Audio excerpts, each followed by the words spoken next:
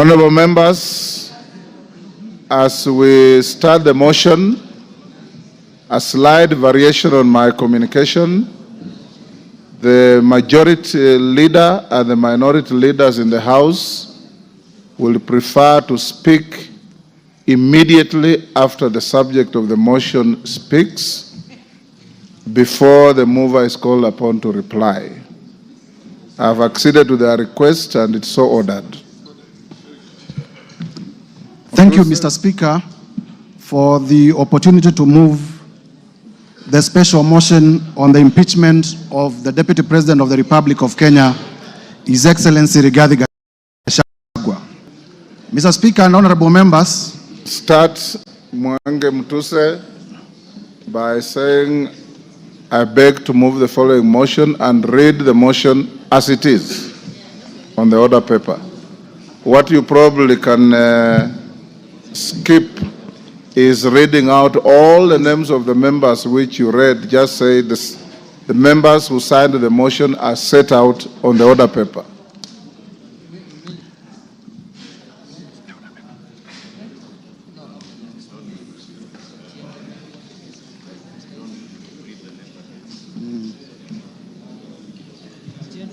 Thank you, Mr. Speaker.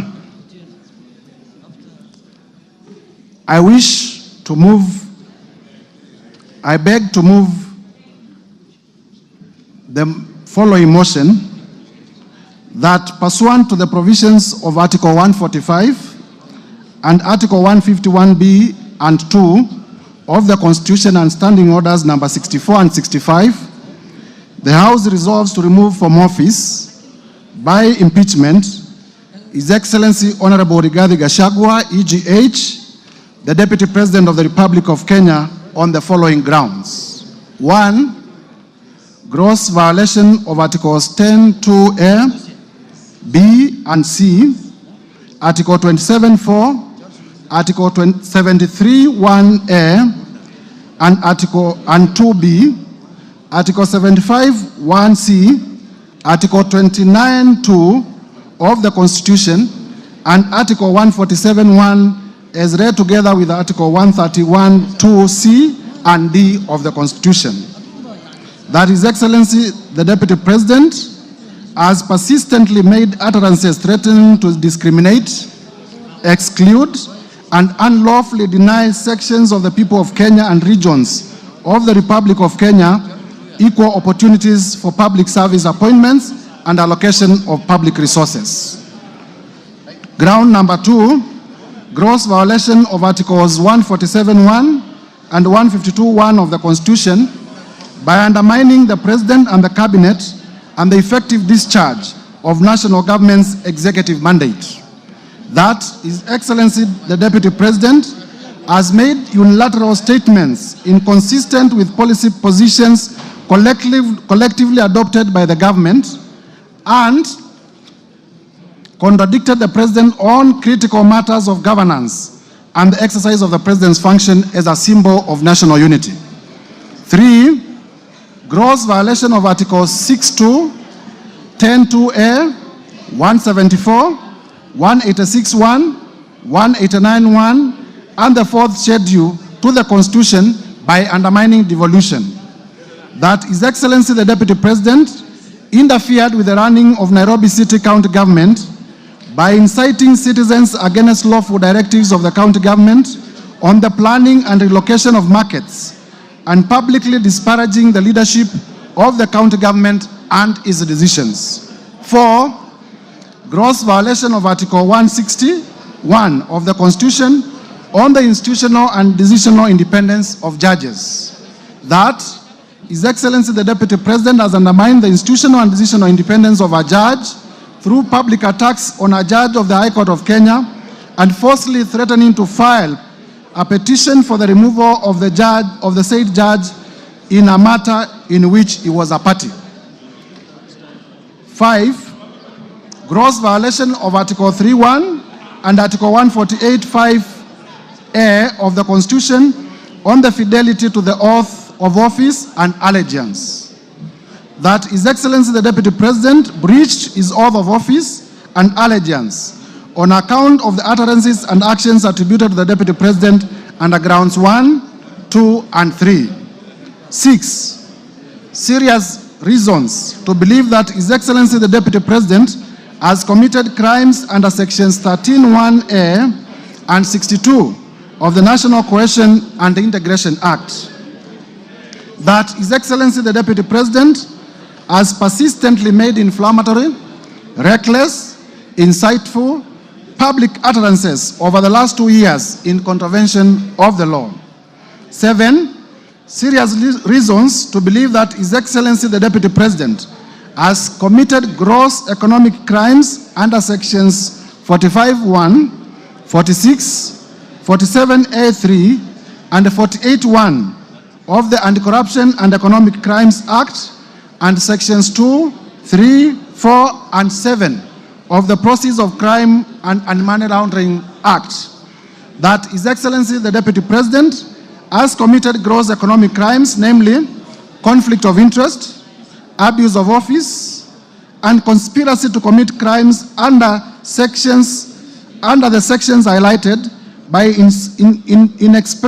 inexplicably amassing property estimated at Kenya shillings 5.2 billion that is incompatible with his non-legitimate income, and by trading with the office of the Deputy President through proxies.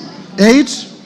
Serious reasons to believe that His Excellency the Deputy President has committed crimes by continuously misleading members of the public through false, malicious, divisive, and insightful remarks that are contrary to the provisions of Section 132 of the Penal Code and Section 29 of the Leadership and Integrity Act. 9. Gross misconduct that is incompatible with the high calling and dignified status of the office of the Deputy President, a member of the Cabinet, and a member of the National Security Council. His Excellency the Deputy President has publicly attacked and undermined the work of the National Intelligence Service and its officers. Number 10, gross misconduct by openly or publicly insubordinating the President, who is the head of state and government. And number 11, the last ground, gross misconduct by persistently bullying state officers and public officers. Mr. Speaker, the motion is supported by a total of 291 members and is contained in the order paper.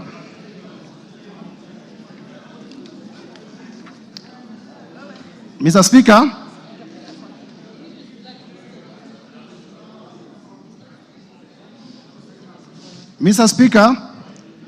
in prosecuting this motion, it will be remembered that we gave the notice of motion on Tuesday 1st, 2024, and the House also takes public notice that though and procedurally, the Deputy President did address the nation yesterday, and therefore, part of what he said may form part of what I will be talking about. For purposes of members following what I will be presenting, I choose to be very methodical. I will read the ground. I will restate the provisions of the law that have been violated. I will then briefly state the facts constituting the particulars, and I will tie it up finally with the evidence supporting our allegations. This will make it easy for members to understand what it is that we are accusing the Deputy President of doing. In doing this, Mr. Speaker, I choose to be a prosecutor and I remove my political cap. I will therefore avoid the bravado and machismo that was displayed yesterday on television, and we will just talk about the law, the facts, and the evidence. Order, members. Mr. Speaker. Take your seats, McClap. Mr. Speaker, honorable members, and Kenyans at large, if I do not talk about my departed relatives, it is because I do not think it is proper to use departed relatives to whip public emotions. It is because I do not think it is proper to use departed relatives to seek public sympathy. And therefore, much as I have also departed relatives, I will not talk about them. Mr. Speaker, before I begin going count by count, allow me also to state on two important questions, and I want honorable members to listen. Two things are important. That this is an historical moment and it is also a constitutional moment because Kenya, under the 2010 Constitution, has never dealt with the impeachment of a deputy president. However, we have dealt in numerous times with the impeachment of governors. And our courts of law have set the threshold on which impeachments should be considered. And I thought from the onset, it is important for me to set out the threshold on which impeachment should be considered, so that as I take you through the evidence that we have, you can gauge the evidence against what the courts of law have decided. Mr. Speaker, allow me to read paragraph 31 of Civil Appeal number 21 of 2014, famously called the Wambora decision. The Wambora decision is now the locus for most of the impeachment cases and has been cited with approval by our Supreme Court. In paragraph 31, the court stated as follows: our reading and interpretation of Article 181 of the Constitution, as read with Section 33 of the County Government Acts, shows that the removal of a governor is the constitutional and political process, underlying constitutional and political process. It is a sui generis process that is quasi-judicial in nature, and rules of natural justice and fair administrative action must be observed. What I'm going to read is the most important part. The impeachment architecture in Article 181 of the Constitution reveals that the removal of a governor is not about criminality or culpability, but is about accountability, is about political governance, as well as policy and political responsibility. Mr. Speaker, the coaching of Article 181 in the Constitution, which relates to removal of a governor, is similar to the coaching of Article 150, which relates to the removal of a deputy governor. And therefore, mutatis mutandis, what the Court of Appeal did state, that the removal of a governor is not about criminal or culpability. It is about accountability, political governance, as well as policy and political responsibility applies to the removal of a deputy president. Mr. Speaker, the standard, I am prepared this morning to discharge my burden of proof, because he who alleges must also prove. And I am ready to discharge it to the required threshold.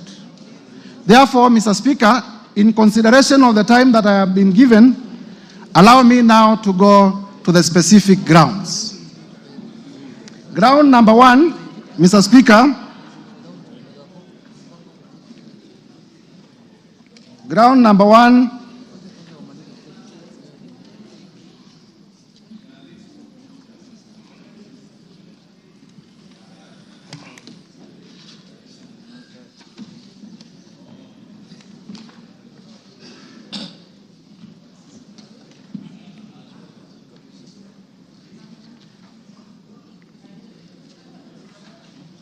briefly. On ground number one, Mr. Speaker, we have alleged that the Deputy President has grossly violated the Constitution, and particularly Article 10(2)(a), Article 10(2)(b) and C, Article 27, Article 73, Article 75, Article 129, Article 147, and Article 131. Mr. Speaker, for clarity, allow me to read out the specific provisions so that members may relate with what we are saying. Article 10 is about national values and principles of governance. Article 10(2)(b) states as follows: the national values and principles of governance include patriotism, national unity, important national unity, sharing and devolution of power, the rule of law, democracy, and participation of the people. B, human dignity, equality, social justice, inclusiveness. Underline the words national unity and inclusiveness. C, good governance, integrity, transparency, and accountability. Mr. Speaker, we have also alleged that the Deputy President has breached Article 27 of the Constitution. Article 27 of the Constitution is about equality and freedom from discrimination. In particular, the Article 27(4) states as follows: the state shall not discriminate directly or indirectly against any person on any ground, including race, sex, pregnancy, marital status, and so forth and so forth. Important, the state shall not discriminate. Mr. Speaker, we have also alleged that the Deputy President has breached Article 73(1) of the Constitution. In particular, Article 73(1) is on leadership and integrity, and it speaks to the authority that is assigned to a state officer. And it states as follows: Article 73(1)(a), that the authority assigned to a state officer is a public trust to be exercised in a manner that is consistent with the purposes and objects of this Constitution. Article 73(2)(b) states that the guiding principles of leadership and integrity include objectivity and impartiality in decision making, and in ensuring that decisions are not influenced by nepotism, favorism, underline favorism, other improper motives or corrupt practices. Mr. Speaker, we can go on and on to demonstrate in Article 75 and Article 75(1)(c) that the conduct of a state officer shall behave, whether in public and official life, in private life, or in association with other persons, in a manner that avoids C, demeaning the office that the officer holds. Mr. Speaker, I am taking time on this one because it is important to demonstrate that the Deputy President has not lived up to the high calling of the office that he holds, and thus has violated the Constitution. Article 129 is about the principles of executive authority, and particularly we have said that the Deputy President has breached Article 129(2).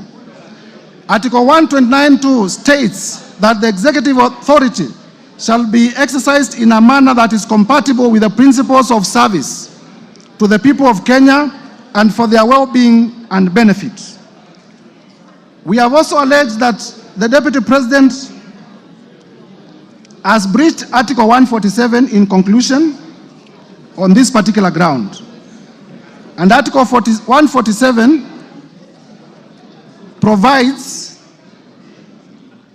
is about the functions of the Deputy President. And it provides that the Deputy President shall be the principal assistant to the President and shall deputize for the President in the executions of the President's functions. Article 131 is the one that provides for the authority of the President. And under 131(2), it provides as follows: that the President shall A, respect, uphold, and safeguard the Constitution, and C, promote and enhance the unity of the nation. Promote and enhance the unity of the nation. Mr. Speaker, It is our allegation that on numerous occasions in the last 2 years, the Deputy President has used divisive language. He has described the Kenya government as a company. He has described the Kenya government as a shareholding company, where it is only the shareholders of the company who should benefit. And it is our contestation that that particular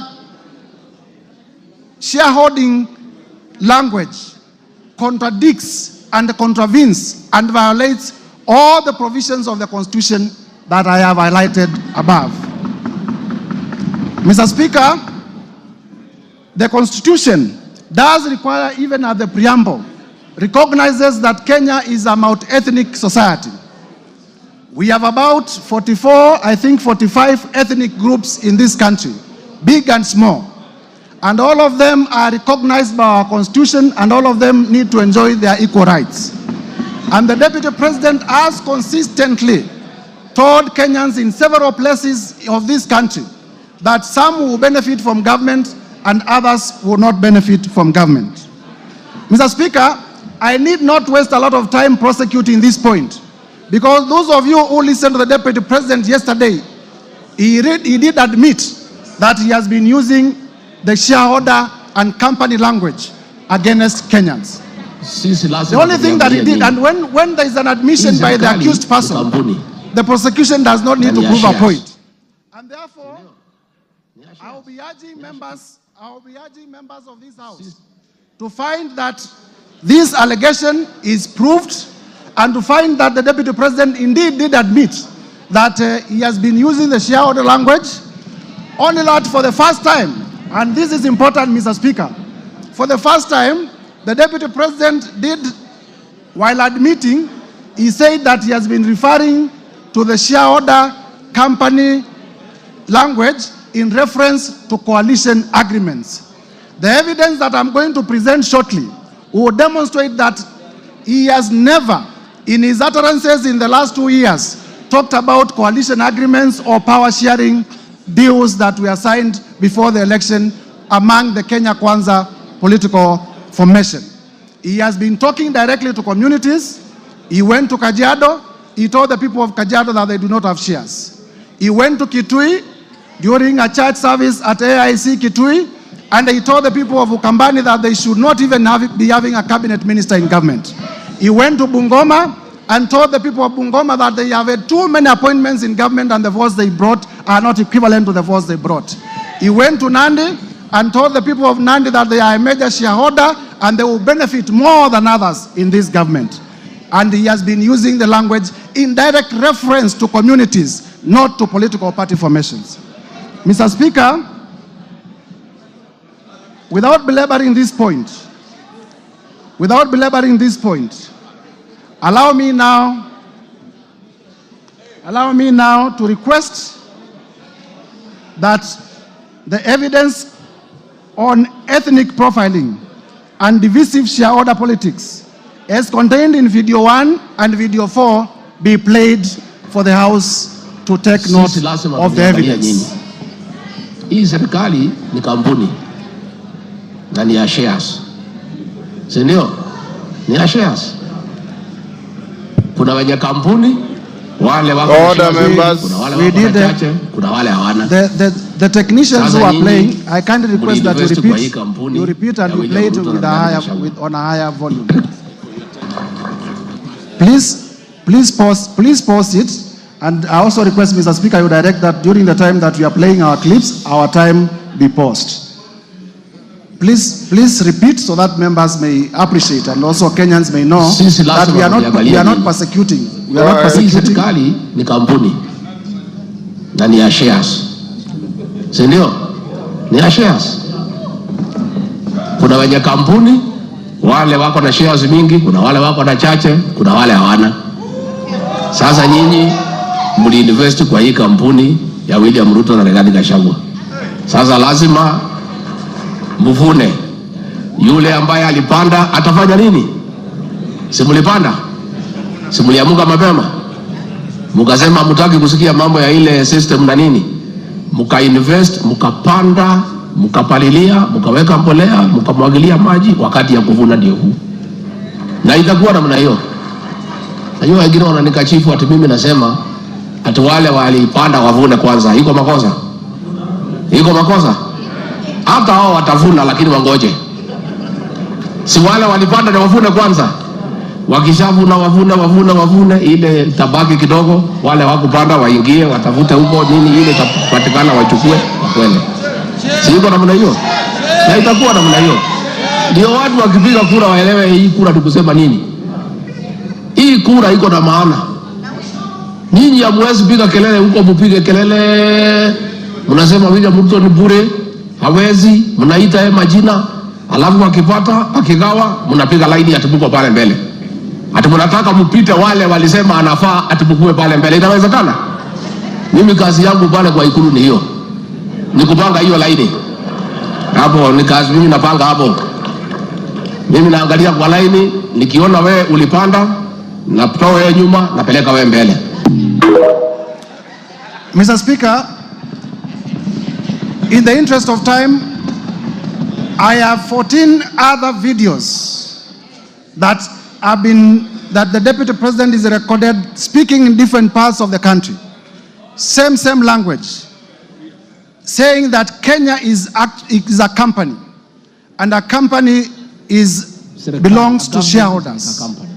It is clear from the clip. Yes, I am not the one who made that clip. The person talking in the clip is none other than the Deputy President of the Republic of Kenya. Mr. Speaker, the office of the Deputy President is a national office. The territory of the Republic of Kenya is defined in the Constitution. The territory of the Republic of Kenya is known.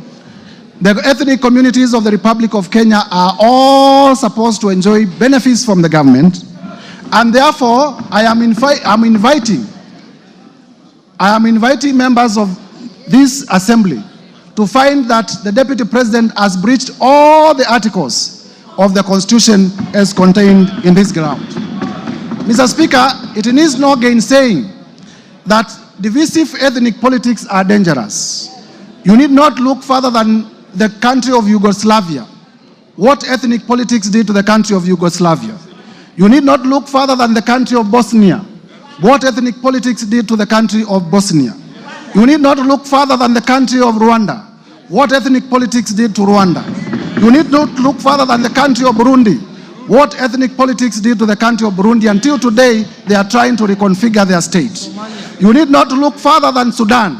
What ethnic politics have done to the good Republic of Sudan that was once a stable state. You need not look even further than the country of Nigeria. Mr. Speaker, Ethiopia. Mr. Speaker, our own country, Kenya, 2007, we experienced post-election violence. You would remember that in 1992, there were clashes in Molo. And Mr. Speaker, character is important in evidence. The Deputy President, there is evidence to show that during the post-election clashes in Molo, he was a district officer in Molo. Character is very important in deciding evidence and in persuasion. Mr. Speaker, in 1992, there were clashes in Likoni, and our tourism has never recovered. Mr. Speaker, we need not go that direction again. And a person occupying the high office of the Deputy President, if they want to take Kenya in that direction, the time has come for the National Assembly to stand on its feet to defend the Constitution and to impeach the Deputy President. So that even if not on any other ground, for purposes of dividing Kenya, the Deputy President today must be impeached. Mr. Speaker, allow me to turn to my ground two.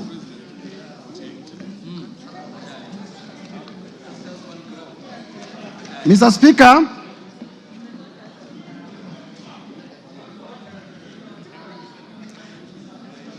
on ground two, I am alleging that the Deputy President has violated Article 147(1) of the Constitution and has also violated Article 152(1) of the Constitution. Because all of us are not lawyers, please allow me, for purposes of clarity, to read those two articles for members to appreciate. Article 147 of the Constitution does state as follows. Functions of the Deputy President. The Deputy President shall be the principal assistant to the President and shall deputize for the President in the execution of the President's functions. Article 152.1 states as follows. Composition: the Cabinet consists of the following. 1, the President. 2, the Deputy President. The person I am pleading to the House today to impeach is a member of Cabinet. C, the Attorney General. And D, not fewer than 14 and not more than 21 Cabinet Secretaries. Mr. Speaker, the importance of this is to show that the Deputy President is assigned to assist the President and is a member of the Cabinet. And what we are demonstrating, Mr. Speaker, because of time, is that the Cabinet has been making decisions. The Deputy President sitting in Cabinet, Cabinet memos come before Cabinet, they are discussed in Cabinet, and then the Deputy President moves out of Cabinet to contradict those decisions. In proving this, I am relying on the affidavit of Mercy Wanjau. Mercy Wanjau is the Secretary to the Cabinet, and in her affidavit that is in my bundle of documents, at page 77 to 79, Mercy Wanjau does in oath state that the Cabinet made a decision to rejuvenate Nairobi River. And when that decision was made, because the law requires that settlement be 30 meters away from a river, the Deputy President was sitting in Cabinet. The Deputy President is actually the chair of Cabinet subcommittees, and I believe he chaired the Cabinet subcommittee that made this decision. However, for political expedience, immediately after the decision was made, the Deputy President moved out of Cabinet and went to the public to oppose the decision. Mr. Speaker, that is inconsistent with the principle of collective responsibility. That is inconsistent with the requirement that once a decision is made, you need to live by that decision. During his televised interview yesterday, the Deputy President said that he's the most compassionate person. He cares so much about the poor. This afternoon, honorable members of Parliament, I want to ask the following question, and if I may be heard in silence. The Deputy President of the Republic of Kenya is on record as being the person who ordered demolitions in Mavoko constituency in Athi River. Yes, yes. Yesterday, he gave half-truths to Kenyans, saying he opposed this Cabinet decision because it was unconstitutional, because he's very compassionate about Kenyans. Why didn't he also go ahead to say that he's also the one who led demolitions in Mavoko constituency? Are the people of Mavoko constituency lesser citizens of this republic? Or is it because in his own thinking, they are not shareholders of this republic? And therefore, I'll be pleading with honorable members to find that the Deputy President has breached the particular articles of the Constitution by being averse to the doctrine of collective responsibility and by contradicting the President and Cabinet decisions. Quickly to ground 3. Mr. Speaker, ground 3... Tangu mtupatie nafasi ya uongozi, sijapata nafasi ya kuja kusema asante. Nataka kutoka kwa roho yangu ndani, watu ya Kayole, asanteni sana. Mimi najua, nimeona iko shida ya watu ambaye walibomolewa, si ndio? Na nimeona mumeandika vizuri ya kwamba mteue kamati ya watu wachache ndio mkuje niketi na nyinyi. Mtakubaliana? Mimi ningetaka wale watu ambaye walipata shida hii ya ubomoaji, ambaye ni kitu tulikuwa tumeahidi wananchi haitafanyika kwa serikali yetu, mimi ningetaka niwasikize, na nitapanga na mheshimiwa Meja Dong wakuje ndio tukue na nafasi ya kuongea. Tumekubaliana? Tumekubaliana? Tumekubaliana? Mr. Speaker, that is beyond the affidavit of Mercy Wanjau, which is on record. That is a live video depicting the Deputy President contradicting a cabinet decision, a decision which is sat in cabinet in terms of making the decision. I now proceed to ground number 3 because of time. Under ground number 3, Mr. Speaker, the Deputy President has breached Article 62 of the Constitution, Article 10(2) of the Constitution, Article 174 of the Constitution, Article 186 of the Constitution, and Article 189 of the Constitution. Briefly, these articles relate to the functions of county governments and the cooperation with which the cooperation framework between the national and county government. And Mr. Speaker, then we are relying to prove this ground on the affidavit of His Excellency Johnson Sakaja, the Governor of Nairobi, which in our bundle of documents is contained on page 80 to 84 of my motion. We will also later rely on the oral testimony of Governor Sakaja. And basically what we are saying is that the work of regulating markets is an exclusive function of county governments. And the county government of Nairobi is a government that is independent, but also independent of the national government.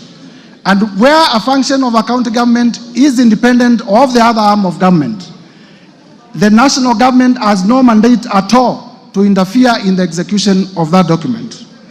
And in the affidavit of Sakaja, as members would know, Sakaja does state on oath that the county government of Nairobi made a decision to relocate traders from CBD, and the Deputy President recklessly and without regard to the high office that he holds went to incite people to obey lawful decisions of the county government of Nairobi, hence undermining devolution. Mr. Speaker, we invite members to find that the Deputy President did breach and violate the Constitution in terms of undermining devolution and in terms of interfering with the running of the city county of Nairobi. Mr. Speaker, allow me now to move to ground number 4. Ground number 4 is about intimidation and vilification of judges, which is contrary to Article 160 of the Constitution. Article 160 of the Constitution speaks to the independence of the judiciary. Mr. Speaker, in our bundle of documents, at page 145 to 163, we have attached the decision of Lady Justice Esther Maina, where the Lady Justice Esther Maina found that 200 million shillings assets of His Excellency Rigathi Gachagua were proceeds of crime, and directed that the same be forfeited to the state. In intimidating the judge, the Deputy President, in a public statement, accused the judge of corruption and did state that he will file a petition for the removal of the judge solely because the judge found him culpable of crime, of economic crimes. Mr. Speaker, you see, in terms of rule of law, Parliament makes laws. The judiciary interprets those laws and makes decisions. Members of Parliament must ask themselves what kind of a country we shall have if a judge makes a decision that does not favor me, then I will resort to personal vendetta against that particular judge. Mr. Speaker, I will be playing shortly a clip where the Deputy President did threaten to occasion the removal of Justice Esther Maina on ground of our finding that he was culpable of money laundering. I request the media team to play the clip in evidence.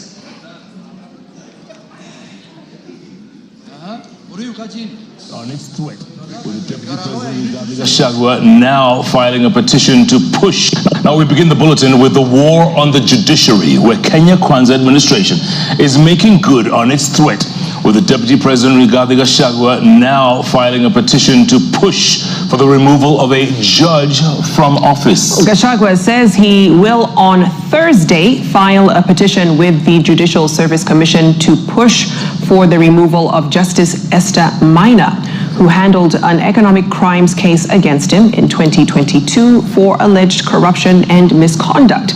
Now, speaking in Iten, where he accompanied President William Ruto for a church service, Gachagua told the Chief Justice to first clean up her house by dealing with pending cases with the Judicial Service Commission. Now, in the sustained onslaught against the judiciary, President William Ruto vowed to deal with unnamed government officers he described as incompetent, saying his administration will slay the corruption monster that has reared its ugly head in various arms of government. Chamitai Goin reports. After Chief Justice Martha Koome invited Kenyans with complaints over the conduct of judicial officers to submit their lamentations to her office, the Kenya Kwanza administration, through Deputy President Rigathi Gachagua, has taken the challenge, with the DP announcing that he will file a petition this week. Amechallenge sisi tutoe ushahidi. I will lead by example. On Thursday, this coming week at 2:15, I will personally present a petition before Lady Chief Justice Martha Koome against Justice Esther Maina for her removal from the judiciary for misconduct and corruption. Mimi mwenyewe nitaongoza because sasa unajua sasa si ametuuliza. Sasa tuko tayari, mimi ndio nitaongoza kwa executive. Gachagua reliving his July 2022 incident where 202 million shillings was seized to the state after Justice Esther Maina ruled the money was proceeds of corruption having been acquired through dubious means. Huyo judge through corruption declared my hard-earned wealth proceeds of crime without giving me an opportunity to be heard. Against the rules of evidence, where he who alleges must prove.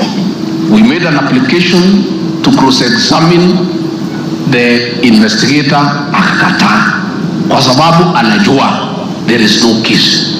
Na evidence tuko nayo vile ilifanyika. The Kenya Kwanza Battalion. Mr. Speaker, I will request that we pause the video in the interest of time. In the interest of time, we pause the video. From the utterances, Mr. Speaker, it is clear that the attack on the judge is based on the decision the judge made in performing a constitutional mandate as a judge.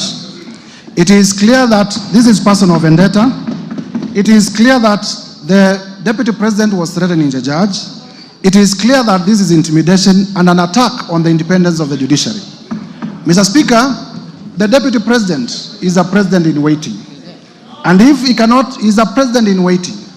And if he cannot protect and uphold the independence of the judiciary, that becomes a dangerous man. And he must be impeached for that particular reason. Mr. Speaker, I will therefore be requesting members of this House to find that this allegation has been proved to the required standard and approve the impeachment of Rigathi Gachagua from the office of Deputy President. On ground number 5, we have alleged that the Deputy President has breached Article 3(1) of the Constitution, Article 148(5) of the Constitution. Mr. Speaker, Article 3(1) of the Constitution is about adherence to the Constitution. It states, for avoidance of doubt, as follows: that every person has an obligation to respect, uphold, and defend this Constitution. Article 148(5) is about the oath of allegiance that the Deputy President took on assumption of office. And in that oath, the Deputy President did take oath and swore to protect and uphold the Constitution. I have demonstrated in all the particular incidences above that he has not lived up to the calling in the oath of office. And therefore, I'm calling this House to find that the Deputy President has not been upholding the Constitution and has run averse to his oath of office in terms of his conduct as highlighted above in the allegations that I have already proven. And for that reason, Mr. Speaker, to find that ground number 5 is also proven. Quickly running to ground number 6, and there is enough evidence, Mr. Speaker, to prove that particular ground. Ground number 6 is breach of the National Cohesion and Integration Act, particularly Section 13(1) and 62 of the National Integration and Cohesion Act. Mr. Speaker, the two provisions read as follows. Section 13 reads as follows. It is an offense for any person to use threatening, abusive, or insulting words or behavior where the person intends to stir feelings of ethnic contempt, hostility, violence, or discrimination. Section 62, on the other side, provides as follows. That a person commits an offense when the person makes statements that are intended or are likely to stir up feelings of ethnic contempt, hatred, hostility, violence, or discrimination. Mr. Speaker, in proving ground number 1, in terms of violation of the Constitution on national unity, I did provide evidence that the Deputy President has been using the shareholder language, has been terming the Kenya government as a company. And as much as those words offend the Constitution, similarly, they offend the National Cohesion and Integration Act. And by the same evidence, I invite members to find that the Deputy President has breached those provisions of the law. Mr. Speaker, turning now to ground number 7. Ground number 7, and this is important for members to know, is that serious reasons to believe that His Excellency Rigathi Gachagua, the ground is about serious reasons to believe. So all you need is to believe. All you need is to believe that he has committed crimes. All you need in law is to believe that Rigathi Gachagua has committed crimes. That is the threshold. If in your mind you believe that Rigathi Gachagua, by the narration that I'm going to give, has committed crimes, then you vote in the affirmative. Serious reasons to believe that Rigathi Gachagua has committed crimes under sections 45, 1A, 46 of the Anti-Corruption and Economic Crimes Act, and sections 2, 3, 4, 7 of the Proceeds of Crime and Money Laundering Act. And Mr. Speaker, our allegation here is that the Deputy President, in the last 2 years, has amassed wealth that during the short period that I was able to do research, totals to about 5.2 billion, which is inconsistent with his known sources of income and with his last declaration of income. Mr. Speaker, it will be remembered that during the presidential debate, the Deputy President did declare that he was worth 800 million. It is also known by virtue of the gazettements by the Salaries and Remuneration Commission that he earns $1 million or thereabout per month, and therefore he needs to show where he got the money to amass these properties. The import of my allegation is twofold. Number one, there is what we call unexplained assets under the Anti-Corruption and Economic Crimes Act. And number two, there is money laundering. Mr. Speaker, in my motion, I have listed a total of 22 companies. 22 companies that I believe the Deputy President has been using, number one, to amass, to award himself through conflict of interest, businesses in his office and in government. And number two, to purchase properties using unexplained sources of income. Mr. Speaker, it will be remembered that yesterday during the televised interview, the Deputy President went through all the companies and they did not deny that either of them belongs to him. All he did was to say that he registered some of them before he became deputy president. I am not interested in the time that the companies were registered. I am interested in what the companies have done in the last 2 years. And I will demonstrate that that these companies have actually done economic crimes against the people of Kenya. Mr. Speaker, I have also listed properties. I have listed a number of properties that the deputy president has purchased within the 2 years that he has been in office. I have listed Treetops Hotel in Nyeri. I have listed Olive Gardens Hotel. I have listed Queen's Gate Serviced Apartments. I have listed Wamunyoro Investments land in Embakasi. I have listed the Aberdare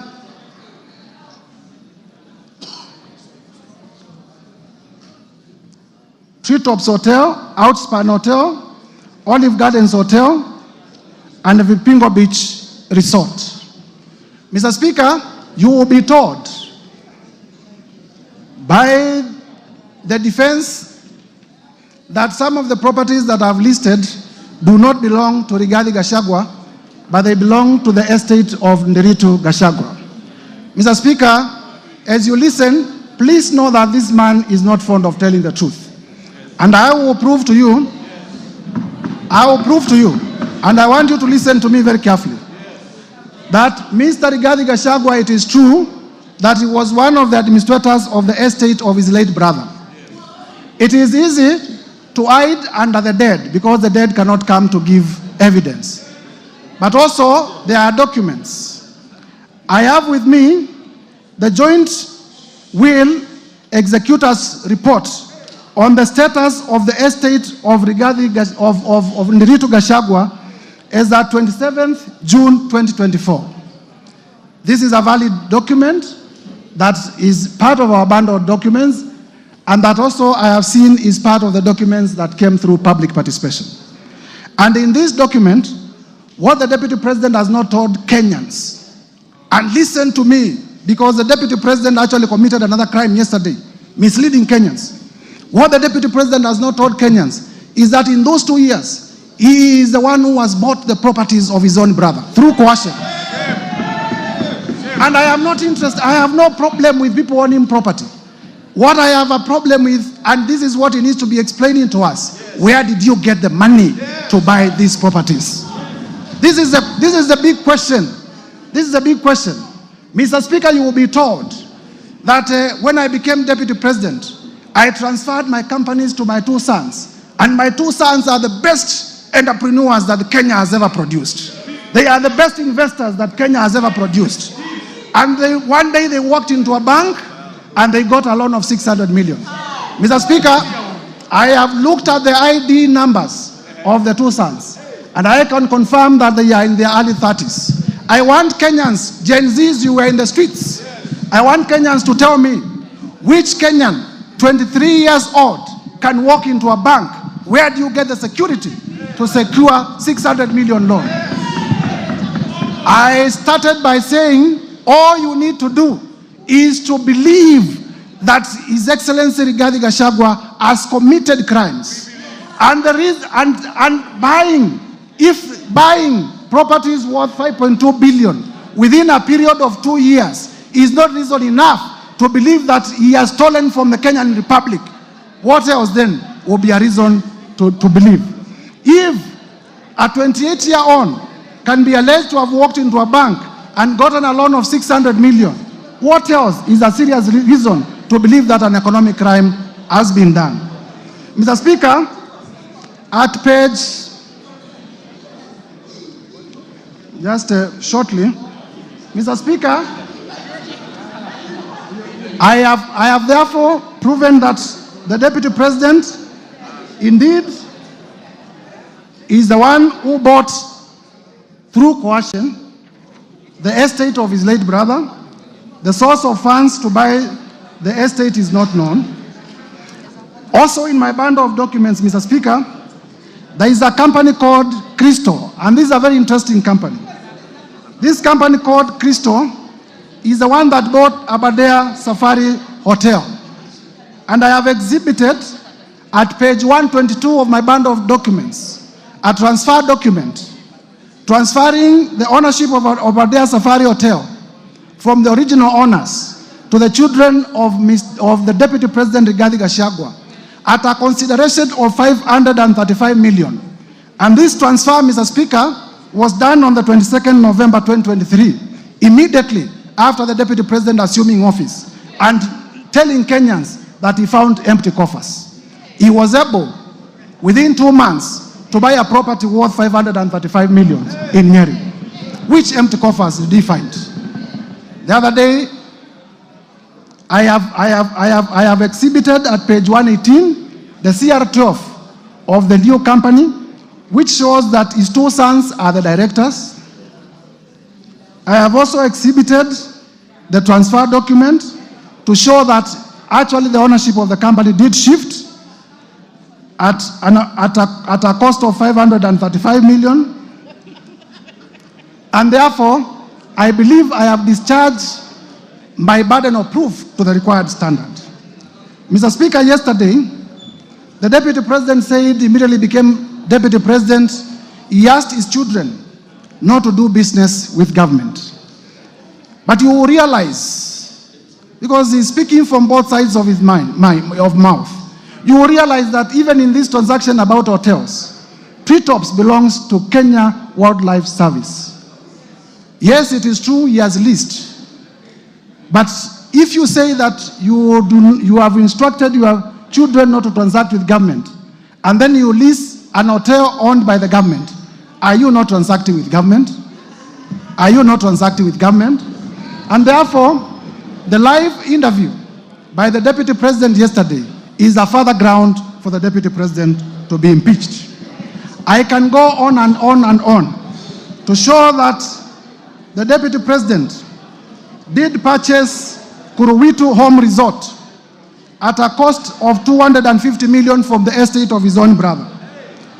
Mr. Speaker, you were told also that Vipingo Ridge Hotel is a property within the estate of the late brother to the Deputy President. But I have exhibited in my bundle of documents CR12. CR12 is a document that shows the company directors, showing the children of the Deputy President as directors of Vipingo Hotels. The children of the Deputy President are not listed in the will as executors of his estate. So one would wonder, because they are not listed as executors of the estate of the Rigathi Gachagua, then where do they come in terms of owning the Vipingo company? It can only be by way of purchase, it can only be by way of money laundering. Mr. Speaker, one other reason why I have provided the 20-something companies and the properties is also to demonstrate character. Some of these companies have not transacted. It is my prosecution theory that these are special purpose vehicles for purposes of money laundering and for purposes of preparation for money laundering. And therefore, one would wonder why the Deputy President would have so many companies that are not active, except for the reason of waiting for a prime day for them to launder resources from government. Mr. Speaker, I have also listed many companies and suspicious transactions where companies were being paid as much as 100 million from the office of the Deputy President. They are paid in the morning, and at noon, they are withdrawing the money in cash. You are aware that under our regulations, you cannot withdraw more than 1 million shillings from the bank. But I have listed in schedules where in a singular day, as many as 10 transactions, cash transactions, were being done from monies that had been paid from the office of the Deputy President. These are serious reasons to believe that the monies were being withdrawn for suspicious reasons. And for that reason, Mr. Speaker, I believe I have discharged my burden of proof, and this ground is proven beyond the required threshold, and it should be confirmed as a ground of impeachment. Mr. Speaker, allow me to proceed to ground number 8. Ground number 8 is about breach of Section 132 of the Penal Code and breach of Section 129 of the Leadership and Integrity Act. Basically, these are about misleading the public. Mr. Speaker, on this one, I rely on the evidence of the video in the case of Justice Esther Maina, that the Deputy President did mislead the public that Justice Esther Maina was corrupt, simply because she had made a finding that was against him. Mr. Speaker, I also rely on a video that I'm going to play shortly, that the Deputy President did attack the National Intelligence Service in a televised television interview in Mombasa. Mr. Speaker, in that televised interview, and you will see it shortly, the Deputy President misled the Kenyan Republic on several accounts, which I will discuss after the video has been played. I now request the media team to play the video on NIS in Mombasa.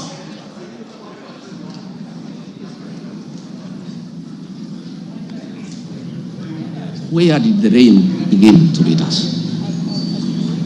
Where did we stop listening to the people? President William Ruto and I were the darling of the Kenyan people. By listening to them, by engaging them.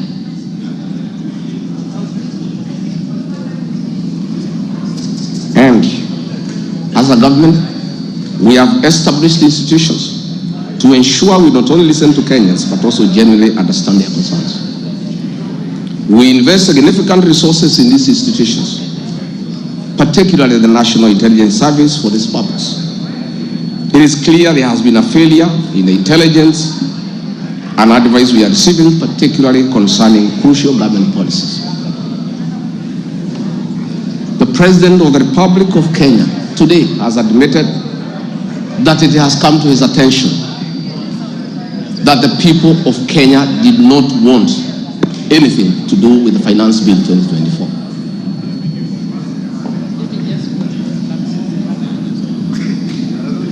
The President has now agreed that we need to listen to the people. And I sympathize with my boss, President William Ruto, because this information was not available to him. I know President William Ruto. Had he known 2 months ago that the people of Kenya did not want anything to do with the Finance Bill 2024, he would not have asked his parliamentary party to push it through. Yet, we have an organization paid by the public to give him and government such information. And that is where the problem is. We have a dysfunctional National Intelligence Service that has exposed the President, the government, and the people of Kenya. Had the National Intelligence Service briefed the President 2 months ago about how the people of Kenya feel about the Finance Bill 2024, so many Kenyans would not have died. Property would not have been destroyed. Offices would not have been touched. There would have been no mayhem. But they slept on the job. It had to take people to die, property to be destroyed, protests across the country for the President to know the truth of what the people of Kenya feel.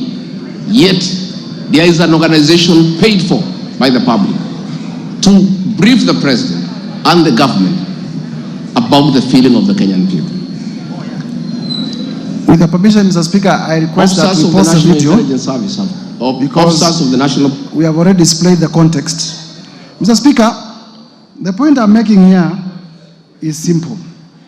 That this is the Deputy President of the Republic of Kenya. By virtue of being the Deputy President of the Republic of Kenya, he is also a member of the National Security Council. The NIS is also in membership of the National Security Council. And therefore, the Constitution has provided fora where the Deputy President, in case he has any concerns, he can raise them within the official structures of government. Instead of doing that, he chose to be reckless, in complete disregard of the office, of the high calling of the office that he holds, the office of the Deputy President. It will be remembered that at this particular time, the country was at a security crisis, and inflammatory remarks would have led to the country disintegrating. Inflammatory remarks would have led to the social fabric of this country tearing apart. And therefore, by such doing, I am inviting the House to find that the Deputy President did mislead the public. The Deputy President did live below the expectations of the office that he holds, made unfounded, sensational statements, and therefore that ground should be upheld for his impeachment. Mr. Speaker, further to that, in the oath of allegiance to office, the Deputy President swore, and I quote, to refrain from directly or indirectly revealing such matters as shall come to my knowledge in the discharge of my duties and committed to my secrecy. Mr. Speaker, as you would notice in that clip, the Deputy President says that he has been told in confidence. Mark the words, I have been told in confidence by officers of the following. And while aware that he took an oath not to divulge information that comes to him in secrecy, he went ahead and divulged that information. I'll be inviting this House to find that the Deputy President breached his own oath of allegiance to office. And a person who breaches his own oath of allegiance to office is not fit to hold the office of the Deputy President. I therefore urge members to find that this ground has been proven to the required standard and uphold it for impeachment. Under ground 9, Mr. Speaker, on gross misconduct. Gross misconduct has been defined as the dereliction of duty in the Black's Law Dictionary. Gross misconduct has been defined as dereliction of duty, unlawful or improper behavior. Mr. Speaker, we have alleged that the Deputy President did breach Article 151B of the Constitution in his utterances against the National Intelligence Service, and that is incompatible with the high calling, dignified status, and the discretion required of the office of the Deputy President. And because I had laid basis in the foregoing ground, I wish to urge members, using the same evidence that I've adduced above, to also find that ground number 10 is also proven. Ground number 9, that is. On ground number 10, gross misconduct on insubordination. We have the evidence of Mercy Wanjau in the form of an affidavit that cabinet makes decisions and the Deputy President defies. I have video clips in Nyanza where the President did direct. In fact, he said it is primitive for people to say that certain sections of the country cannot receive development by virtue of how they voted in the last elections. And then immediately thereafter, the Deputy President repeated his shareholder Kenya government company utterances, directly contradicting the President. In that arrangement, Mr. Speaker, I am submitting that that is insubordination, and the evidence that we have tendered in the interest of time on record is enough to prove that ground, and members should be able to approve that the Deputy President, His Excellency Rigathi Gachagua, has been undermining his boss, has been undermining cabinet, and therefore is guilty of the offense of gross misconduct in terms of insubordination. Mr. Speaker, I come to a very interesting last one, which is that the Deputy President has breached Article 151B and Section 34 of the Leadership and Integrity Act. Mr. Speaker, in my bundle of evidence, I have the affidavit of Dr. Andrew Muller, which I would want displayed. Dr. Andrew Muller, Mr. Speaker, was the acting CEO of the Kenya Medical Supplies Agency. Kenya Medical Supplies Agency, through funding of the Global Fund, did advertise for a tender for purchase of mosquito nets to benefit Kenyans. The tender was worth about 3.7 billion. In this affidavit, Mr. Speaker, Dr. Andrew Muller avers that when he came to KEMSA, and Mr. Speaker, the witness is before the House, but because this is not the trial chamber, we will not lead him in evidence, nor will he be cross-examined, but he's ready to be cross-examined when we go to Senate. He avers that when he was appointed as an acting CEO of KEMSA, and he came to office, he found the tender ongoing, and one day, the Deputy President called him, threatened him, so that he could release a bid bond. In his testimony, he says that a company that was being fronted by the Deputy President, if you allow me just to get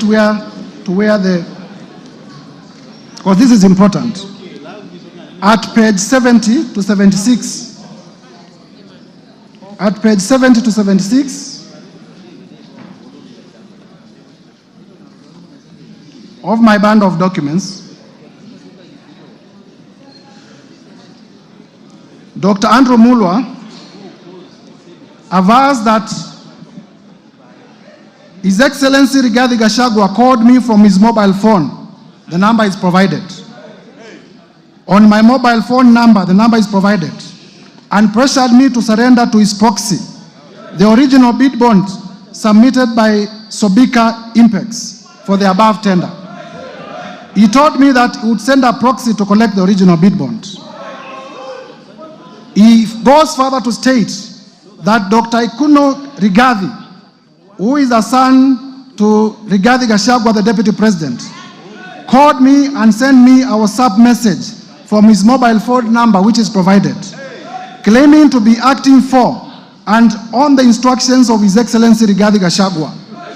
He asked for Sobika Impex Private Limited's original bid bond for the above tender, which he said His Excellency Rigathi Gachagua was trying to collect from KEMSA. Annexed here to and marked AM1 are the screenshots, and I would like them, they are already displayed on the screen of those messages.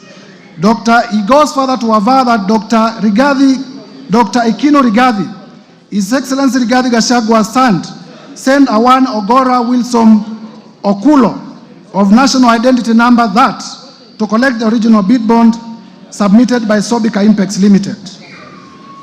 He concludes by saying that given the status, power, threats, influence of the people involved in the interference with the investigations and the cover-up of the irregularities surrounding the procurement of treated mosquito nets, I was constrained to surrender the original bid bond to Ogora Wilson Okulo.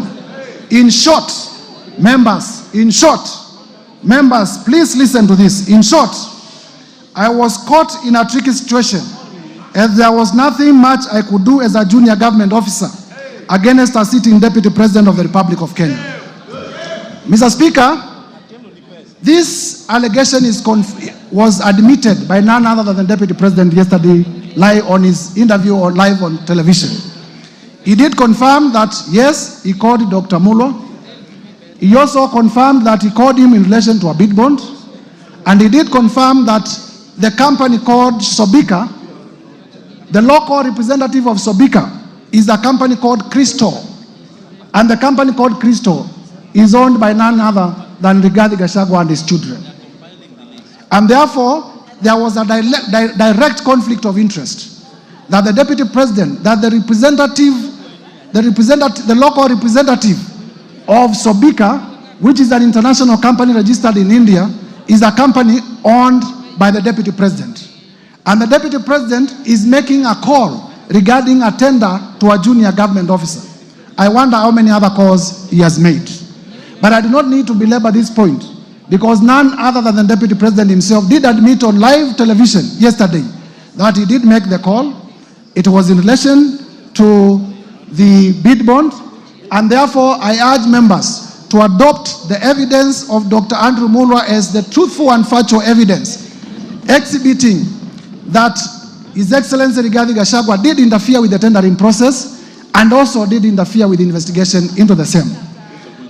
His Excellency the Deputy President did inform the country falsely that no money was lost. Mr. Speaker, you would know that this tender was funded under the Global Fund. And the Global Fund, through letters that we have exhibited, did cancel this funding. And therefore the Kenyan people lost up to 5 billion Kenya shillings and as well a relationship with the Global Fund, which is a major partner in our health sector.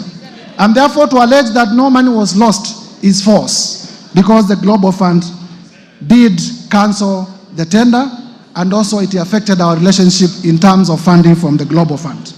And we had to do a lot of diplomatic work, going to WHO, going to Geneva, in order to restore our relationship with the Global Fund. Mr. Speaker, lastly, members, I have rushed through the grounds because of the time allocated. I have endeavored to provide evidence that all the 11 grounds that are proposed for the impeachment of His Excellency Rigathi Gachagua are merited, and there is enough evidence. The work of this chamber is to examine whether prima facie there is a case. The trial chamber is the Senate. And therefore I want to plead with members of this House. It doesn't matter whether you signed the motion or you did not sign the motion. I have endeavored to persuade each one of you individually that this country requires a serious leadership. And His Excellency Rigathi Gachagua is not part of that serious leadership. I have endeavored to persuade each one of you that this country requires leaders who can respect the rule of law. This country requires leaders who can respect the Constitution. And His Excellency Rigathi Gachagua is not one of them. And therefore I take this time to implore on each one of you, besides our political persuasions, to realize that we want the best for our country. This is the country that we shall bequeath to our children. And if the country is destroyed by reckless leaders like His Excellency Rigathi Gachagua, there will be nothing to bequeath our future generations. And therefore persuade each one of you, please vote with your conscience, put Kenya first above your politics when you come to vote. Lastly, Mr. Speaker, members of Parliament, if you listen carefully to His Excellency Rigathi Gachagua, and I did say at the time of giving my notice of motion, I have nothing against him as a person. But I was perturbed yesterday because His Excellency Rigathi Gachagua did insult members of Parliament. He insulted the intelligence of members of Parliament. Yes. There are members here who are senior lawyers. There are members here who are senior accountants. There are members here who are teachers. There are members here who are accountants. There are members, all of us are respected in our societies. The people of Kenya have elected us to exercise a constitutional mandate in this country. But His Excellency Rigathi Gachagua did say that most of the members of Parliament signed the motion without reading it. That is an insult to your intelligence. His Excellency Rigathi Gachagua, in the live interview yesterday, did say that Parliament is a theater of the absurd. In my training as a lawyer, he who insults the jury, he who insults the jury deserves no mercy from the jury. He who insults the jury deserves no mercy from the jury. His Excellency Rigathi Gachagua has insulted you before Kenyans. I urge you to rise up to the occasion. I urge you to rise up to the occasion. Uphold all the 11 grounds. Uphold all the 11 grounds. Uphold all the 11 grounds. Mr. Speaker, there is evidence that I have not gone through. The whole issue of Wamunyoro investments and the land in Embakasi. I have evidence in my bundle of documents that His Excellency Rigathi Gachagua used his office as the Deputy President, called junior officers at the Ministry of Lands, forced them to forge documents to the effect that Wamunyoro Investment had bought the land in Embakasi long even before it had been registered as a company. That land, Mr. Speaker, belongs to a sickly civil servant. It belongs to a father, it belongs to a mother. Mr. Speaker, we must have a Deputy President who is compassionate. I watched the Deputy President yesterday on television displaying impunity and arrogance. He told Kenya, yes, I have said Kenya is a company, Mutadu. He has said that Kenya is a company. Unapologetically, he has said Kenya is a company. Is this the kind of a person you would want to be your Deputy President? Members of Parliament, I do not want to imagine that anything can happen to the sitting president. I do not want to imagine. But it is also a factual reality that something can happen to the president who is in power today. If anything, and God forbid, happens to the president who is in power today, is this the man you would want to complete the term as president? This man, honorable members, this man called Rigathi Gachagua has already said that the members of Parliament in Mount Kenya are either Tugunia, I don't know what that means, or are collaborators, and that he will take them home.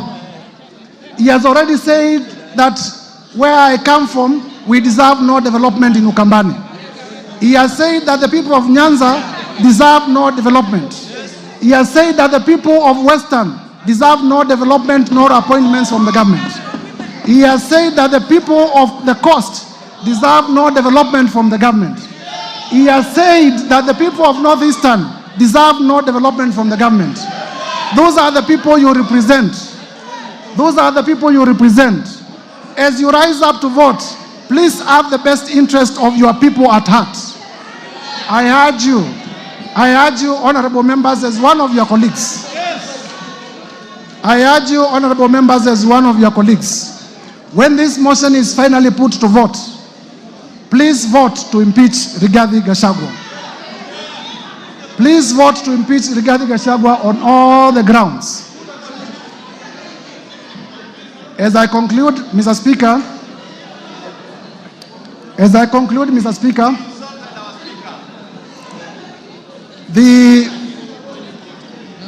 I am confident that colleague members of Parliament will approve this motion. And I want to assure you, in the event that you vote for this motion, I will also persuasively defend it before the Senate. And I am sure the Senate of the Republic of Kenya will also uphold, and Kenya will have a better Deputy President who views the country as a whole. With those remarks, Mr. Speaker, I beg to move and call our able Deputy Majority Leader, the Honorable Owen Bayer, to second the motion. I thank you, Mr. Speaker. Owen Bayer, you have 10 minutes.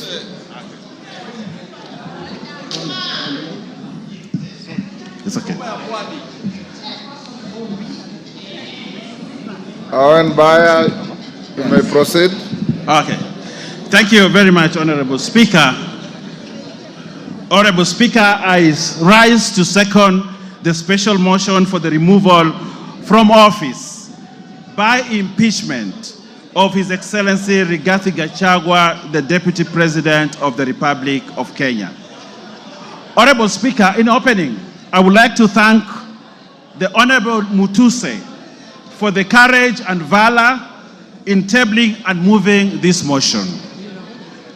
Honorable Speaker, in his address yesterday, the Deputy President called Parliament and this National Assembly a theater of the absurd, a house of ridicule, a house which processes trash. That's what he said about this Parliament. Honorable Speaker, just like the Deputy President, I'm a student of literature, having been taught by the late Wasamba Were and the late Professor Imbuga. In the definition, Honorable Speaker, of the theater of absurd, a theater of absurd is without plot, is directionless, is laced with stupidity, lacks thoughts, lacks coherence of ideas. It is irrational and logical. If you have read the book by Samuel Beckett,